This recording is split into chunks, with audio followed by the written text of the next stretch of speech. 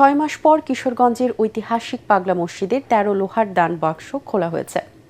সকালে দান বাক্স খুলে 43 বস্তা টাকা পাওয়া যায়। মসজিদ ব্যবস্থাপনা কমিটির সদস্য, মসজিদ কমপ্লেক্সে অবস্থিত মাদ্রাসা ও এতিমখানার শিক্ষক শিক্ষার্থী, পার্শ্ববর্তী জামিয়া এমদাদিয়া মাদ্রাসার শিক্ষার্থী, ব্যাংক কর্মকর্তা কর্মচারী সহ 4 শতাধিক মানুষের একটি দল এসব বস্তা ভর্তি টাকা গণনার কাজে অংশ নিয়েছেন।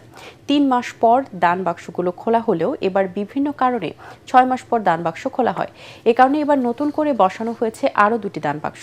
এর আগে গত বছরের 27 ডিসেম্বর 3 মাস 27 দিন পর মসজিদের দান বাক্সগুলো খুলে 11,78,48,000 টাকা পাওয়া যায়।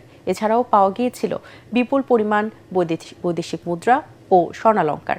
বর্তমানে মসজিদের তহবিলে আছে 114 কোটি টাকা, 13,07,352 টাকা।